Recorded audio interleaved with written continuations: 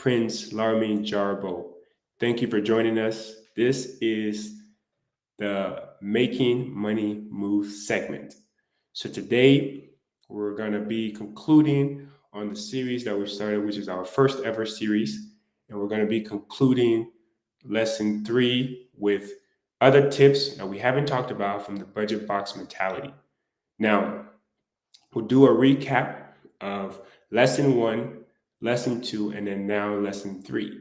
But if you're interested at any point and you would like to read this article that we've been capturing and we've been talking about, you can always scan this thing. If you're watching it from your computer, you can use your phone to scan that QR code, and it's going to take you to the article as well. So feel free to do that at any point. But this series has been summarizing key points and highlighting things from the article, The Budget Box Mentality, which you can read yourself to get more details on the things that we're talking about. But we'll do a recap of lesson 1, lesson 2, and then now today, lesson 3.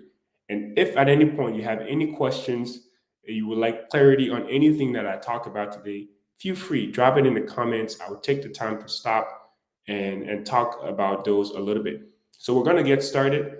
So lesson 1, we talked about what the budget box mentality was.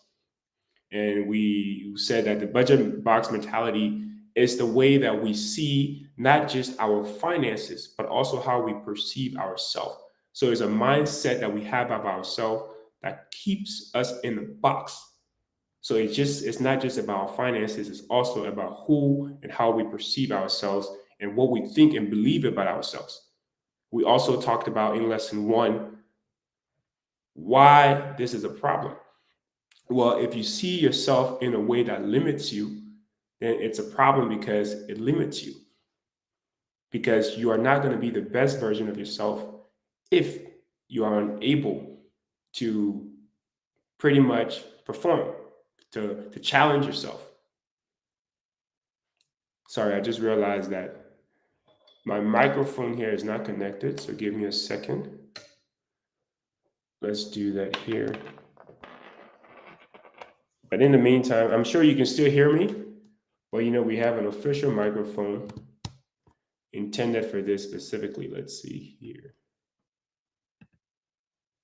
If you cannot hear me, please let me know so we don't have to spend a long time recording this and there is no audio. There's the microphone I'm talking about.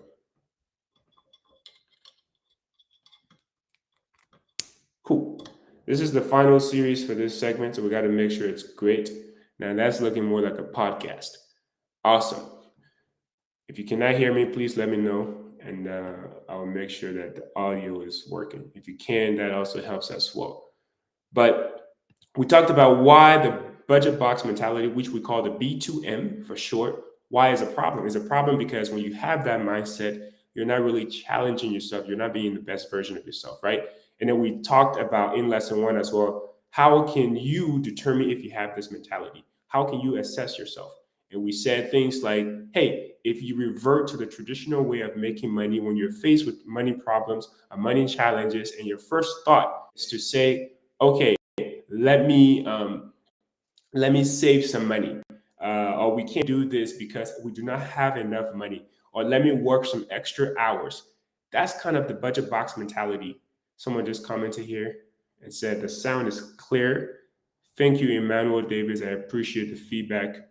But when you are stuck in that mindset where you are defaulting to the traditional way that we do things instead of challenging yourself to propel and do more, then you can assess, hey, I might be in the budget box mentality, but we agree that like many other problems we have in our lives, it's not it. Once we have that growth mindset to change and overcome that, we can do that. So it was very much something that we can do. So we stopped there and then we went to lesson 2. In lesson 2, we talked about the 4 forces. What are the things that keep us in the budget box? And if you are not tracking, I'll show you a diagram of the budget box here so you have an idea. So that's the budget box. So if you imagine a box, in the middle of that box, you have an individual. Imagine that might be you, that might be someone you know. Well, it might be me. So the first force that keeps us in that box, that bounds us, is force number one, which is the lack of clear goals. And we also talked about what motivates these forces. So the lack of clear goals is motivated by wishful thinking. So you're failing to set clear goals because you're wishing that things would just happen for the good. Things would just happen for the better. Well, we all know that's not how life works. Things just don't happen. 90% or more of your life needs to be intently planned and prepared for. So if you are wishfully thinking all the time, good luck. Tell me when it works. Every time, all the time. But we know that wishful thinking is not going to get us and help us set clear goals. And then for the next force was force number two, the lack of persistence. So the lack of persistence is pretty much you not willing to follow through all the way with your plan. You have a plan, you have an idea, but when it comes to execution, you do not persist. That was a problem. And we said the motivator behind that is quick outcomes. You want things to happen quickly. Good things come to those who wait. Good things don't happen overnight. So do not allow the motivator of quick outcomes keep you in that box, bound you to the box. You have to be willing to persist. And then force number two, we talk about the fear of failure. So the fear of failure, we said, hey, the motivator behind this is negative self-talk. So you're afraid to try because you're afraid to fail. And you're afraid to fail because you either have believed something about yourself that says, hey, I'm not good enough. Sometimes it's people who tell us things and we believe them. I'm not good enough. You're not good enough. And we believe those things about ourselves. So when we believe those things, well, it prevents us. You cannot be your best self if you're believing those lies, right? So how do we overcome that? We overcome that by not talking negatively about ourselves and to ourselves and our capabilities. So force number four, we talk about the lack of adaptability.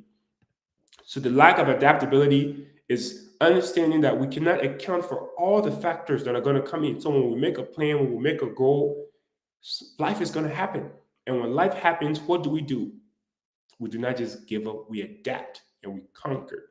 So the lack of adaptability, the motivator behind that is external factors. So if you're not able to adapt to external factors, then you might not be able to continue because challenges are going to come. It's not a matter of if you will be challenged, it's a matter of when you will be challenged. So those are things that we talked about in lesson two. And we also talked about how you can overcome, how you can break these forces, like I just explained. So now today is lesson what? Lesson three. And we want you to stay tuned because we have a lot to learn, a lot to conclude about this series overall, which is the budget box mentality, helping us to not only understand what prevents us, what limits us in our finances, but also in our lives in general, and giving us tools for us to use and be and practice in our own life. So I'm going to go ahead and put a quote on the screen here. And that quote is right there. It says, the acquisition of money is not the most challenging task, but rather your ability to imagine, commit, and execute new ideas to generate money is what could prevent you from increasing your income. It's at the bottom of the screen. And this is from the article, The Budget Box Mentality. The acquisition of money is not the most challenging task.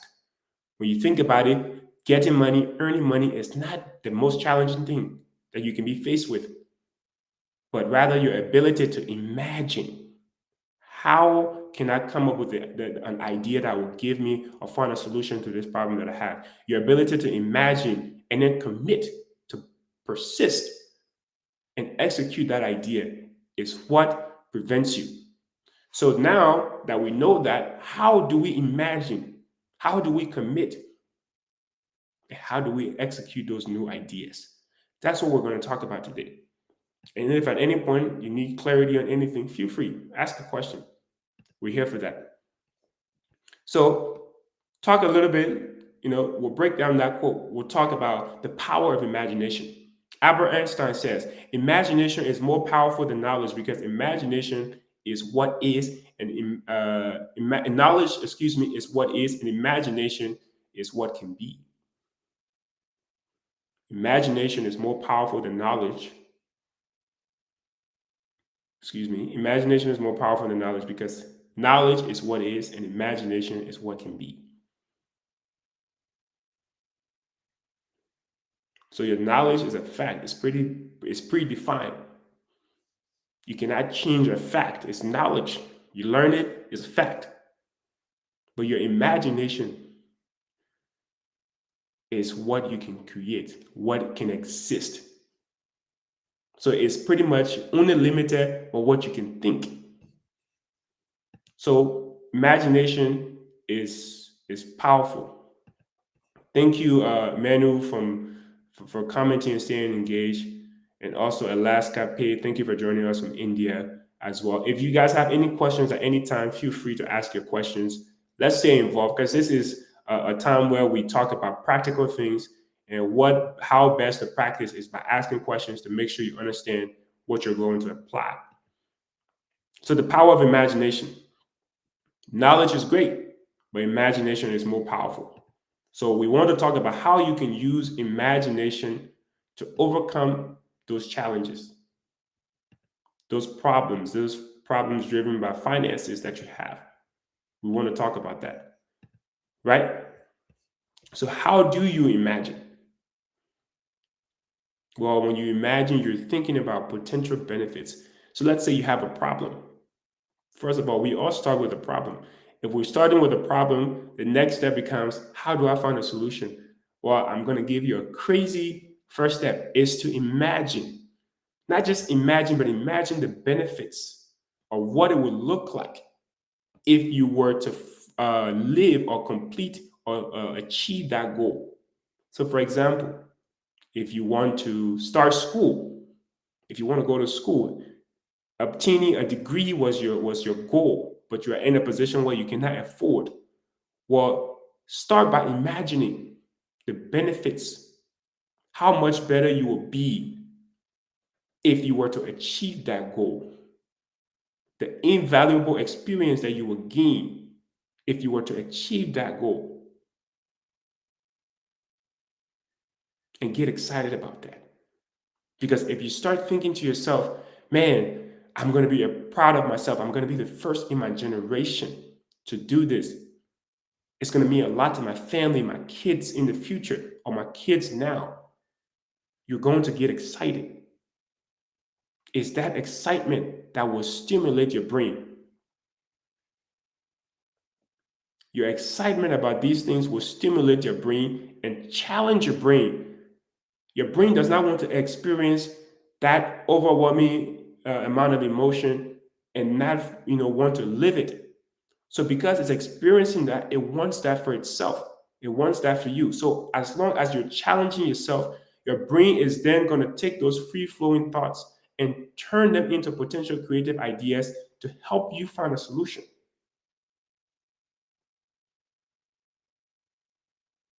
You have to imagine. Get excited. So we'll assume that you want to fund your education, like I said. How do you start? How do you solve this problem? The problem is you want to fund your education. Well, maximize your imagination. Think about the benefits of achieving your goal. What is it going to mean for you, your family? How could it change your career? Someone commented here. Let's see what it said. Thank you as well. God send Theophilus. Thank you for joining us. So yes, imagine. The more you imagine, the more specific you get, the more excitement you experience because it will start to feel more attainable. So let's say you're imagining about how that could change your career. You need to imagine the details as well. Imagine about what car you will be able to afford to drive, what neighborhood you'll be able to live in, and get excited, man. Get excited about your future because it's bright. As long as you're imagining those things, you start to feel like it's attainable, it's within your reach. And because it's within your reach, the next question becomes, how do I get there? Your brain starts to then come up with those ideas to help you. Now, I want to talk a little bit about the brain. If you do not think that you're capable of achieving any financial goal in your life, to go to school, to feed your family, to save some extra money for whatever the reason is, if you do not think your brain can come up with a creative solution to find that problem, despite where you find yourself, despite the country that you're in, you do not know what the human brain is capable of doing. We have put a man on the moon. We have satellites that orbit the Earth 24 hours a day. We have invented technologies that fly in the skies, some of them for days at a time, some of them for hours at a time. Our brain have done those things as humankind. Now, I'm not saying we are all as smart as that. I know I'm not as smart as that. But I know that my financial problems is nothing in comparison to those things that we have as humanity has achieved. Therefore, my brain is capable and more than able to solve my own problems. I'm able to challenge my brain because foundationally, we all share those same neurons, those same parts of our brains that come up with those ideas. So challenge yourself.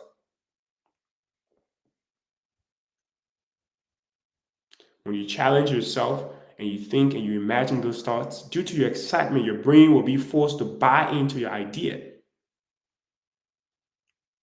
And once your brain is bought in, because you have made it excited, you will challenge your brain to commit to you, to commit to helping you solve that problem.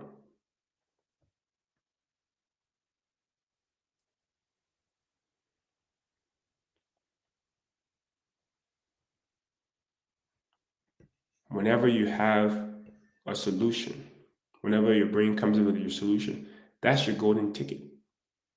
That is the ticket that will take you out of the budget box mentality, that idea. Now, when we go back to that quote, it says the acquisition of money is not our biggest challenge or our biggest task, but our ability to imagine, commit, and execute. So we said we need to first imagine. Now you have imagined and your brain bought into your idea. You have this unique idea that suits you, that's realistic. How do you execute it? Because an idea is great. We all have ideas, but those that are able to commit and execute their ideas are those who succeed at what they want. So, how do you commit?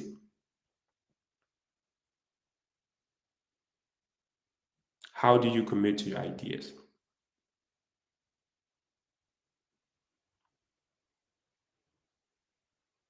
Or you commit by living by the principles that we've talked about, avoiding those motivators that try to keep us within the budget box mentality.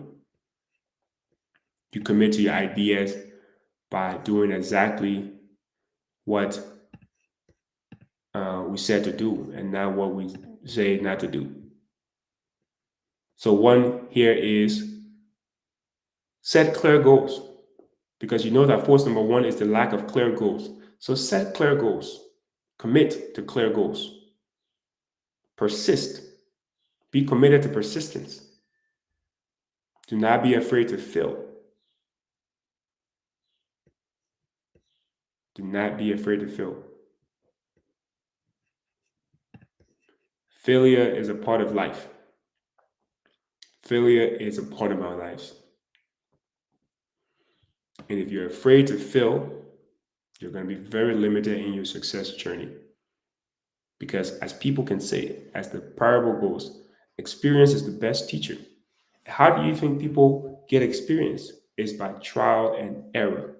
Error is what leads to mistakes, to failure. And it's okay as long as you do not repeat those mistakes. It's okay to fail. So let's say you have an idea, but you're not 100% sure. If you're 70% sure, that might be enough for you now. Go ahead, do it, learn from it, develop your idea, and make it better and keep going. But committing to your goals means realigning your priorities and allocating resources to help you achieve them. So if you have a goal of education and you have an idea of how you're going to raise that money, you have to realign your priorities. Is education the most important things in your life at the moment? Or is it number two? And then once you make that determination, you're going to decide what resources do I need to apply to this? Resource might just be your time. Resource might also be your money that you have, the little that you have to invest. Resource might mean something else. But when you commit to something, you're not just saying, I will do it for as long. Is you are prioritizing it, determining how important it is, and then you are allocating resources to achieve it. So commit to your ideas. Imagine first, think about creative ideas, get excited, get specific, think about the little details, how you'll be benefited if you were to find a solution. Then you commit to that. You commit by what? Realigning your priorities and allocating resources. And now you are able to execute that idea because you have a very well defined plan. You have set a very clear goal. You have persisted. You have not been afraid to fail. And now you are prepared to adapt. If life was to throw something at you, you can adapt simply because you know that you cannot always account for everything. So those are some of the things we want you to take in. And if you have any question, I'll be here to answer those questions. But we need to be very, very much aware of how these forces affect us, especially if you're the type of person that wants to succeed, wants to live a life that's fulfilling. You cannot live a purposeful life if you're not intentional about who you are and where you're going. And how you determine who you are is by understanding how you perceive yourself when it comes to money, how you perceive yourself when it comes to everything else in between. What beliefs do you have of yourself? What is your level of confidence in yourself? The last thing I want to talk about here is, aside from committing to your goals and executing that, some other ways you can make money, which are non-traditional ways. We talked earlier on in lesson one, lesson two. If you haven't seen those, I encourage you to go back and watch them. But in those lessons, we talk about ways that things that you need to do, and creative ideas. And we said there are traditional ways to think about money. There are non-traditional ways. The traditional way is to work, put in the time, and earn money. You give time in exchange for money. But sometimes you're not always able to do that. The biggest thing we want to promote here with the budget box mentality is generating that money, generating that income without using those traditional ways. So, what are some of the non traditional ways, right? If you know of any, I'm about to list three here for you. Um, if you know of any, let us know, let the audience know. But a non-traditional way of earning money is not necessarily would might be illegal. It has nothing to do with being illegal. It's just you do not default to these when you need money, unless you're already that type of person, an entrepreneur. So one non-traditional way is to sell things, use available resources. So you can either sell excess things that you have. If you need money for school, maybe you only need $500 or $200 US to register for your classes. You don't need to pay all your tuition up front. Take things a bit at a time. So if you only need $200 to get started, and you realize you're the type of person, let's say you're a female, you have a lot of bags. Some of them are designer bags, some of them are nice. You have a lot of shoes. Well, you need money. A traditional way will tell you, oh, go find a job. And we know in Liberia, it's not as easy to find a job. So one of the things you could do, a non-traditional way to make that money, is to sell some of those things. especially the ones that you don't use. So you can sell surplus like your shoes, your clothes, your electronics. Some of you have two phones, or some of you have a laptop that you don't use. So get creative. Imagine things that you can make happen and sell those items. Now you have a bit of extra money. You can register for your courses, and then at a different time, you think about how you gather the rest. But do not always default to exchanging your time for money, because sometimes your time is more valuable and is well spent when it's spent on you. So that's one way you can supplement your income that is non-traditional. Another way is to use available resources to make money. So let's say you have a computer, you need money to same thing, to go to school, to register for your classes. Maybe you're already in high school, you're just thinking about college, but you have a computer.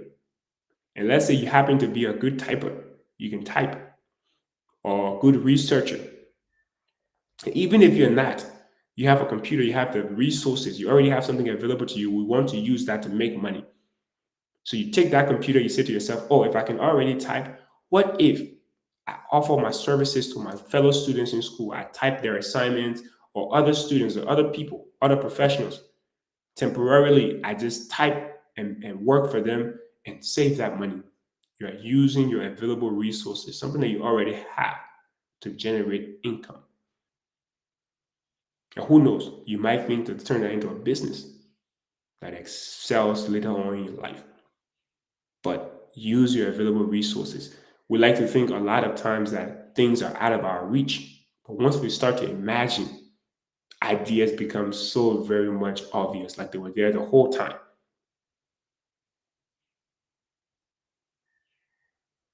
If you like to do makeup and you have a lot of makeup stuff in your room, and people have complimented you that you're good at makeup and you need money to go to school. Well, what if you use those products and things that you already have and do other people's makeup for their birthday? Your friends, your family is a good place to start. Your sphere of influence. Use the resources you already have to start. And I'll give you a good example of this in my life. When I started this show and up to today, I'm using my phone. Thankfully, it's an iPhone and it has good camera and I have lighting in the back, so the quality is a little better. But I could have said I wouldn't be able to start until I have a professional camera, and then delay the show. It's been almost it's over a year now, going on to our second year.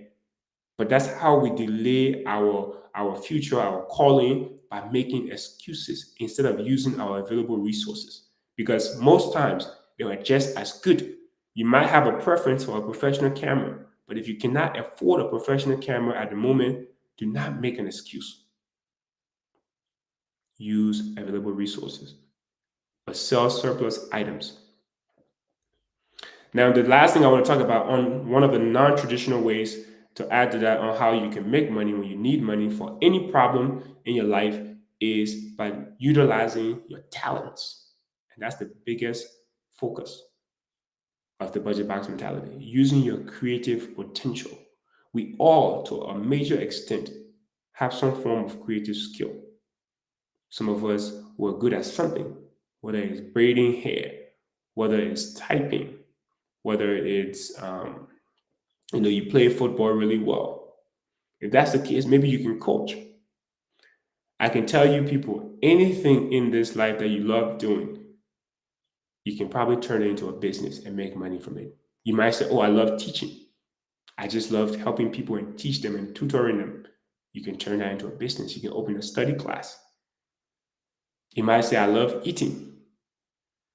Oh, that one it might sound difficult to you, but it's not. If you love eating, have a lot of ways. You can start a YouTube channel. People will literally watch you eat and pay you money. You can get views from sponsorships.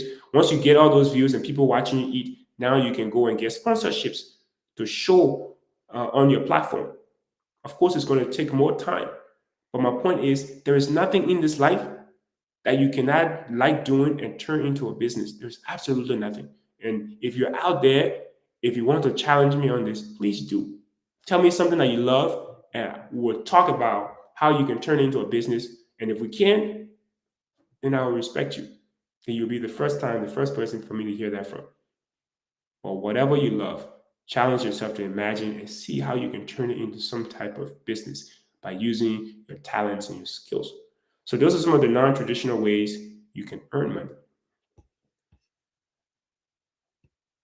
So that's pretty much it for us today.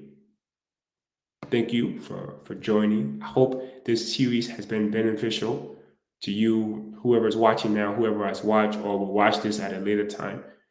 We just wanted to share some practical skills with you. Because in our life, we cannot live the best versions of ourselves if we do not understand how our surroundings and our thoughts affect us. So thank you everyone for joining us. You've been watching the 1847 show. Our segment is the making money moves. How do you make money moves? The next series is going to be completely different. We'll conclude the budget box mentality today, and we'll start on the new series. It might be something about how do you set a budget, and we want you to know that. And yes, you can budget for even $1 because out of that $1, you can break it into 100 pieces, 100%. And then 10% can go to your tithe and offerings if you're religious. If you're not, you have 100% to spend on whatever. But we'll go through that. What are important things that you need to account for? So this is what this series of financial literacy is about, is to educate our people, our nation. We love our country so much. We cannot do good for Liberia if we do not do good for ourselves. So let's educate ourselves, my people. Educate yourself. It will benefit you, your family, your generations, and most notably, our beautiful Mama Liberia. Thank you all for joining. Until next time, God bless you and God bless. Hold on, somebody just sent a comment in here. Basama Ugbe, thank you. Thank you for commenting as well. But thanks to everyone who commented. Thanks for watching. Until next time, God bless you and God bless our beautiful Mama Liberia. Take care.